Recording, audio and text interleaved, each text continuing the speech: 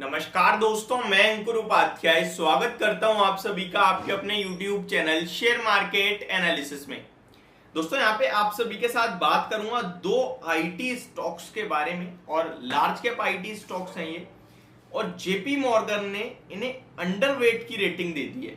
ये काफी नेगेटिव होता हुआ दिख रहा है और प्राइस टारगेट सुनोगे तो आपके कान खड़े हो जाएंगे। एंड एक कोइंसिडेंटली इससे पहले वाली वीडियो मैंने आईटी पे ही बनाई थी, इन्फोसिस, जहां उसके लिए आज एक बड़ा डेवलपमेंट हुआ। उन्होंने एआई टॉपेक इन्फोसिस टोपेज जो है वो लॉन्च करा है। एआई टोपेज कहा गया है, ग्लोबली लॉन्च कर दिया उन्होंने ताकि उनके बिजनेस में ग्रोथ आए, और ये काफी अच्छी चीज है। इसका इंस्टेंटली रिएक्शन तो नहीं आएगा, बट हाँ लॉन्ग टर्म में डेफिनेटली एआई जो डेवलप करता जाएगा वो बढ़िया काम करेगा। अब जेपी मॉर्गन ने क्या कहा है इसके बारे में आप सभी के साथ शेयर करता हूं, और कौन से दो आईटी स्टॉक हैं इनके बारे में बताता हूं, और क्या लिटरली ये स्टॉक्स यहीं कहीं जाते हुए दिख रहे हैं आपको। जितने बियरिश ये हो रहे हैं, क्या उतना आपको भी नेगेटिविटी दिख रही है? प्लीज कमेंट बॉक्स में अपनी राय भी जरूर शेयर करना है। स्टॉक का नाम बता देता हूं मैं। स्टॉक का नाम है इन्फोसिस एंड विप्रो। ये दो स्टॉक हैं और जेपी मॉर्गन ने इनिशिएट करी है रेटिंग, अंडरवेट रेटिंग है, और टारगेट प्राइस आप सुनोगे ना तो मतलब आप भी कहोगे भाई ये क्या बोल रहे हैं। विप्रो की बात करें तो $4.3 का इन्होंने रेट रख दिया है विप्रो पे। अब मैं अगर $4.3 को 80 के रुपीज से इंटू करूंगा तो यानी 344 रुपीज का आता है। और इन्फोसिस की बात करें तो इन्फोसिस पे भी अंडरवेट रेटिंग और टारगेट प्राइस दिया है 14 का। अब 14 को अगर मैं 80 से इंटू करूंगा तो 1120 रुपए, यानी कि करंट लेवल से भी मोर देन 10% की इनमें गिरावट ही दिख रही है इनको इन स्टॉक्स में।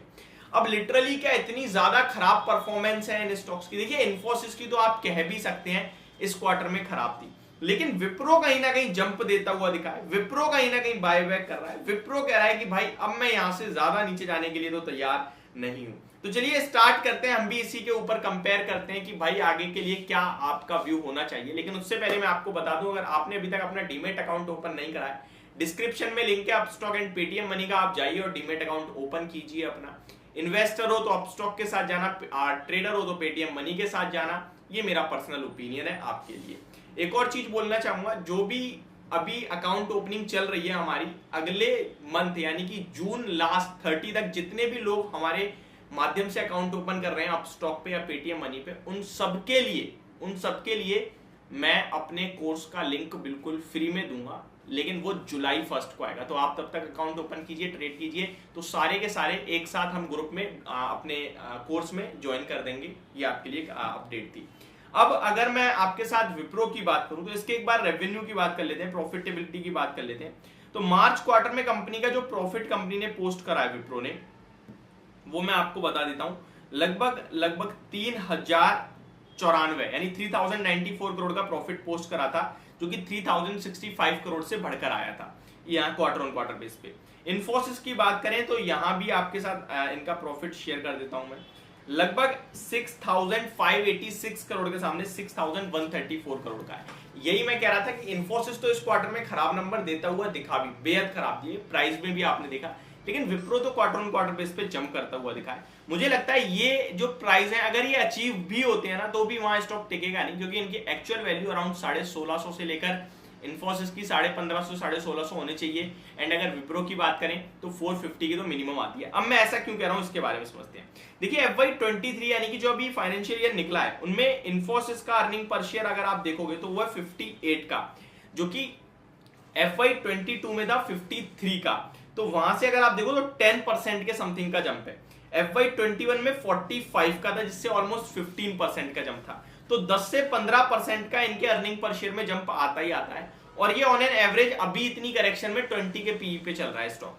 अब देखिए 58 को भी मैं 10% दे दूं तो 65 का अर्निंग पर शेयर हो गया। अब मैं इसको 65 के अर्निंग पर शेयर को 20 तो अभी करंटली चल ही रहा है पीई स्टॉक का, इनफैक्ट 22 है, 22 करंटली चल रहा है। अगर मैं मान के चलूं 25 के पी पे भी ये स्टॉक ट्रेड करेगा, तो भी अगर आप देखोगे ना तो 65 को आप इंटू करोगे 25 से तो वो 1625 रुपए हो जाता है।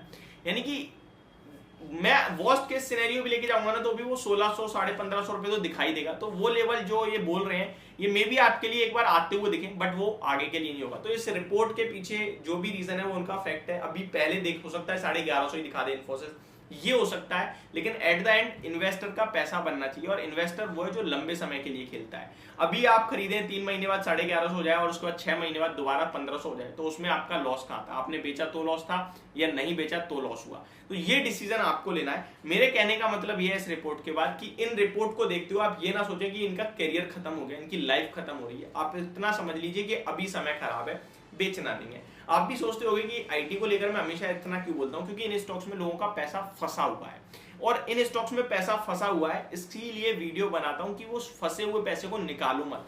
ये वो नहीं है कि फंसा है तो फंसा ही रहेगा, ये वो है कि फंस गया है अभी समय खराब होने के कारण, यहां आपको तेजी दोबारा मिलेगी, ये पैसा बनाएंगे। तो ये मेरा पर्सनल व्यू था। होप आपको वीडियो समझ और पसंद दोनों आई होगी। Thank you so much for watching this video. Have a great day guys.